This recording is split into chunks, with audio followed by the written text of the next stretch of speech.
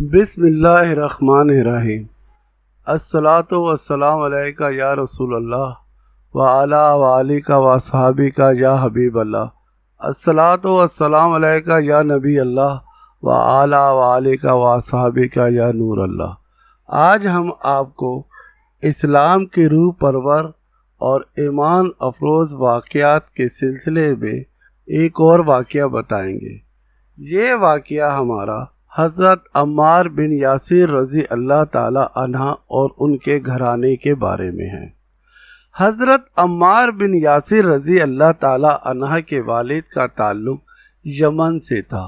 وہ یمن سے مکہ میں اپنے ایک کام سے آئے تھے تو ادھر ہی رہائش پذیر ہو گئے۔ قریش مکہ نے ان کی شادی اپنی ایک کنیز سمیہ سے کر دی، جس سے ان کی ایک اولاد ہوئی جس کا نام عمار رکھا۔ جب آن حضرت صلی اللہ تعالی علیہ وآلہ وسلم نے نبوت کا اعلان کیا تو حضرت عمار بن یاسر رضی اللہ تعالی عنہ نوجوان تھے۔ آپ اور آپ کا پورا خاندان یعنی آپ کے والد حضرت یاسر اور آپ کی والدہ حضرت سمیہ بھی ایمان لے آئے۔ ان کے ایمان کا جب کفار مکہ کو پتہ چلا تو انہوں نے ان کو اذیتیں دینے شروع کر دی، اور یہ اذیتیں ان کو اس طرح سے دی جاتی تھی کہ دوپہر کے ٹائم پہ جب ریت گرم ہو کر آگ کی طرح ہو جاتی تھی تو ان کو کمروں کے بل لٹا دیا جاتا تھا اور ان کے اوپر پتھر رکھ دیے جاتے تھے تاکہ یہ ہل جل نہ سکے۔ ریت کی تپش کی وجہ سے ان کی کمریں جھلس جاتی تھی۔ جب یہ نیم بے ہوش ہو جاتے تھے تو ان کو بڑے بڑے پانی کے حوضوں میں ڈبکیاں دی جاتی تھی اور ان کی گردنوں کو پانی میں یہاں تک ڈبویا جاتا تھا کہ ان کی سانس رکنے لگ جاتی تھی، اور کبھی مکہ کے اوباش لڑکوں کے حوالے کر دیا جاتا تھا جو کہ ان کو مختلف طریقوں سے اذیتیں دیتے تھے، اور کبھی کفار مکہ حضرت عمار بن یاسر اور ان کے والدین کو اس طرح اذیت دیتے تھے کہ انگارے ان کے کپڑوں میں ڈال دیتے تھے اور ان کو منہ کے بل لٹا دیا جاتا تھا۔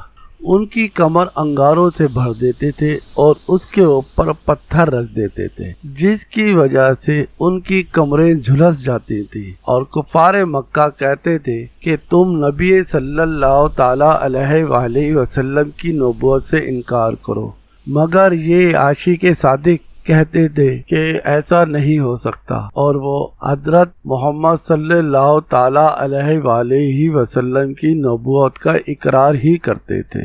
اس کو سن کر کفار مکہ کے غصے میں اور بھی اضافہ ہو جاتا تھا۔ جو دن بدن کفار مکہ کی اذیتیں حضرت عمار اور ان کے خاندان کے ساتھ بڑھتی ہی چلی گئیں۔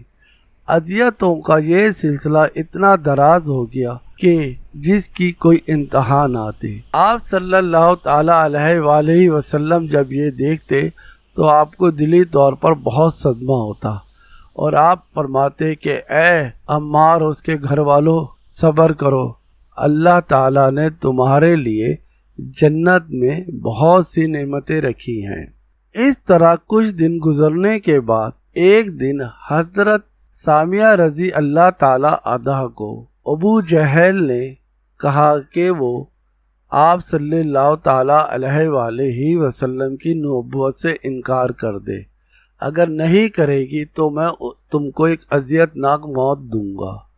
حضرت سمیہ رضی اللہ تعالی عنہا نے اس سے انکار کیا اور کہا کہ میں مرتے دم تک آپ صلی اللہ تعالی علیہ وآلہ وسلم کی نبوت سے انکار نہیں کروں گی۔ یہ سن کر ابو جہل کا غصے کی شدت سے حال برا ہو گیا۔ آپ رضی اللہ تعالی عنہما کے ہاتھ و پاؤں ایک جانب سے اونٹ سے باندھ دیے، اور اسی طرح سے ان کے دوسری جانب کے ہاتھ اور پاؤں بھی اونٹ سے باندھ دیے، اور نیزہ لے کر آپ کے پیٹ کے اندر گھونپ دیا اور اونٹوں کو اشارہ کیا۔ اونٹ جب مخالف سمت میں چلے تو نیزی کی اذیت کے ساتھ ساتھ حضرت سمیہ رضی اللہ تعالی عنہما کا جسم بھی اونٹوں کے چلنے سے 2 حصوں میں چر گیا اور ان کی شہادت واقع ہو گئی۔ یہ اسلام کی پہلی شہید خاتون ہیں جو اسلام کے نام پر شہید ہوئی۔ حضرت سمیہ کی شہادت کے کچھ دنوں کے بعد حضرت عمار بن یاسر کے والد حضرت یاسر بھی قریش کی اذیتیں برداشت کرتے ہوئے شہید ہو گئے اور حضرت عمار بن یاسر ہی اکیلے رہ گئے۔ ان کے اکیلے رہنے سے کفار نے ان پر اذیتوں کے اور نئے طریقے کرنے شروع کر دیے، یہاں تک کہ ایک دفعہ جب آپ صلی اللہ تعالی علیہ وآلہ وسلم کا گزر ہوا تو آپ نے دیکھا کہ کفار مکہ حضرت یاسر رضی اللہ تعالی عنہ کے ایک آگ کے گرد ان کو بٹھا دیا گیا ہے اور ان کی کمر میں انگارے ڈال دیے گئے ہیں، جس کی شدت اور تکلیف سے ان کا حال برا ہے۔ آپ صلی اللہ تعالی علیہ وآلہ وسلم نے اللہ پاک سے دعا فرمائی کہ یا اللہ تو عمار پر بھی اس آگ کو اسی طرح ٹھنڈا کر دے جیسے تو نے اپنے بندے ابراہیم پر کی تھی، اور آپ حضرت عمار بن یاسر کو صبر کی تلقین کرتے ہوئے چلے گئے۔ جب تک مسلمان مکہ میں رہے وہ اسی طرح کی اذیتوں کا شکار رہے۔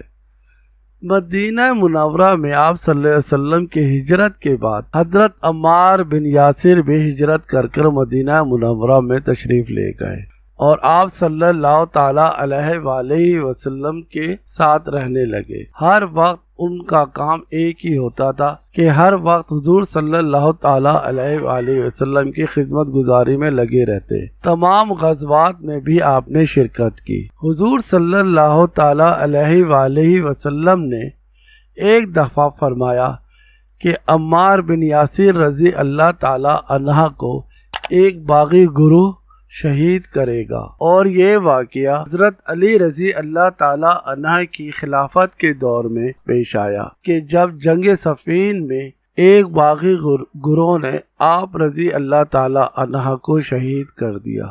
حضرت عمار بن یاسر اور ان کے گھرانے کی حالات زندگی کو دیکھتے ہوئے ہمیں اس سے یہ سبق ملتا ہے کہ ناموس رسالت صلی اللہ تعالی علیہ وآلہ وسلم پر چلنا اور آپ صلی اللہ تعالی علیہ وآلہ وسلم کی عشق یہ مسلمانوں کے لیے لازم و ملزوم ہے۔ جس مسلمان میں بھی عشق رسول صلی اللہ تعالی علیہ وآلہ وسلم نہیں ہے اس کو اپنا آپ کو مسلمان سمجھنا بے وقوفی ہے۔ اللہ تعالیٰ سے دعا ہے کہ اللہ تعالیٰ ہم کو بھی اس راہ پر چلنے کی توفیق عطا فرمائے۔ اللہ تعالیٰ آپ کا اور ہمارا حامی و ناصر ہو۔ اللہ نگہبان۔